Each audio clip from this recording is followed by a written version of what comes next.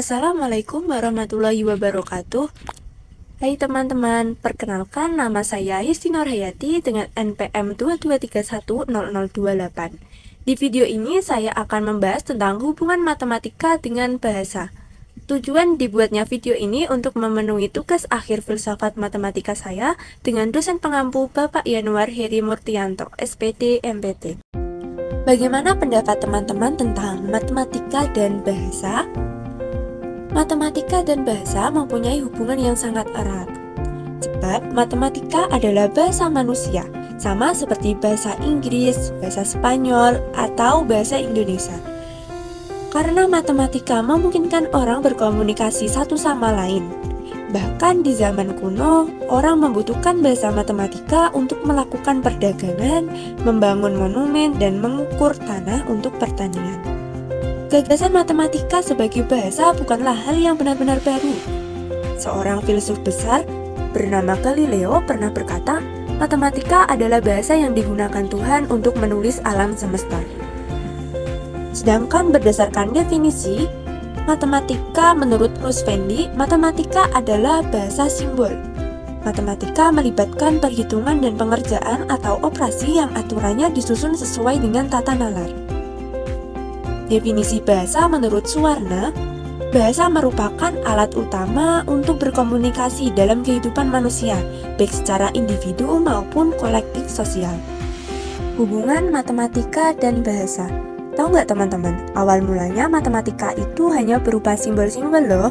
Simbol-simbol yang awalnya tidak punya makna. Tapi akhirnya para ilmuwan sepakat untuk memaknai simbol-simbol itu.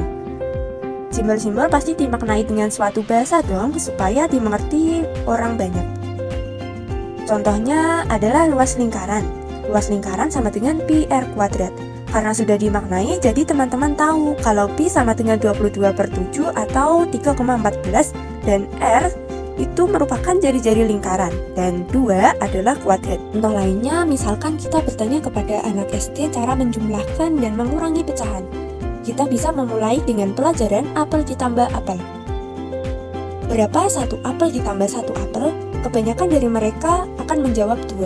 Mintalah mereka menyertakan kata-kata juga, karena matematika adalah bahasa. Jadi bukan hanya 2, tapi 2 apel. Kalian harus menjelaskan kuncinya adalah menyertakan kata-katanya. Mereka akan memahami. Kemudian jika kalian bertanya 2 pensil ditambah 3 pensil, hasilnya berapa? Ya benar, hasilnya 5 pensil. Pertanyaan selanjutnya, 4 miliar ditambah 1 miliar, hasilnya berapa? Hasilnya 5 miliar.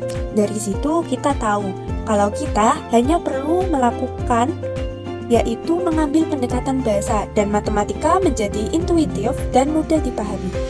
Ketika kita bertanya kepada anak SD penjumlahan kuadrat, misalnya 7x kuadrat ditambah 2x kuadrat, maka mereka akan bisa menjawab hasilnya 9x kuadrat. Kenapa mereka bisa mengetahui hasilnya padahal sebelumnya mereka belum tahu materi tentang eksponen? Mereka tidak memerlukan aturan eksponen untuk mengetahui hasilnya.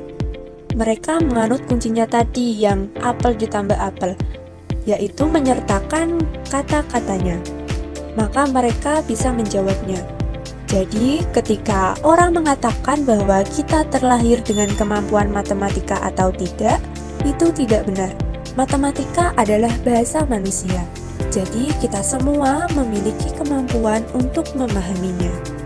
Sekian penjelasan dari saya. Sampai jumpa di video selanjutnya. Wassalamualaikum warahmatullahi wabarakatuh.